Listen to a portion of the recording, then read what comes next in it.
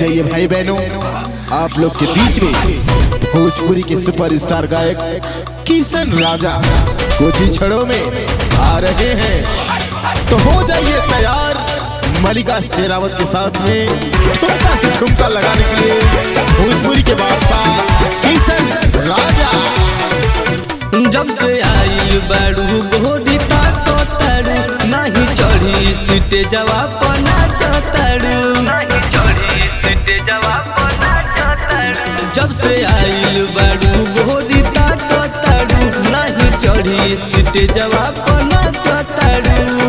लइका जवान बुढ़ऊ भी तोहरा के लाइन मरबे करी जैसे जैसे कमर लचके ऊपर सहुआ उड़बे करी जैसे जैसे कमर लचके ऊपर सहुआ उड़बे करी। और हो जाइए बाबू रुका रुका एक आवश्यक सूचना, ये भी बराती लोग खाना ना खैले हो जाके खाना खा ले। ऑर्केस्ट्रा का आनंद ऐसे चलत रही, नाचा जल्दी नाचा।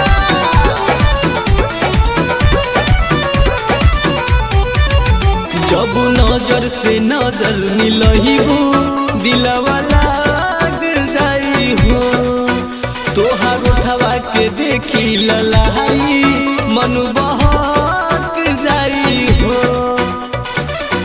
अरे बाप रे बाप जान ले हो। जब नजर से नजर मिलही हो दिलवा लाग जाई हो तोहार उठवा के देखी ललाई मन बहक जाई हो।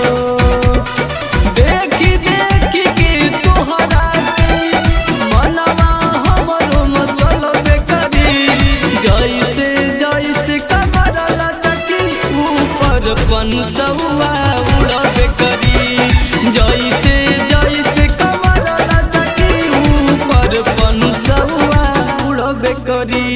ए भैया के स्टेज के पीछे गई लोग लड़की की श्रेणी था, तू आगे आ जा। आज के आनंद ले के आगे से ले, पीछे का नली हो। अरे लड़का चल चल नीचे चल चल की बेचारा था मारा छुलक मुक्ति कर देना। जब किशन से नजर मिलही हो ओहो पे मार जाइबू हो बिना कहले छोड़ी सीटे जावा तू तार जाइबू हो। अरे देखा वो नहीं क्या इनके तरह आई जात जब अनिल से नजर मिलही हो ओहो पे मार जाइबू हो बिना कहले छोड़ी सीटे जावा तू तार जाइबू हो।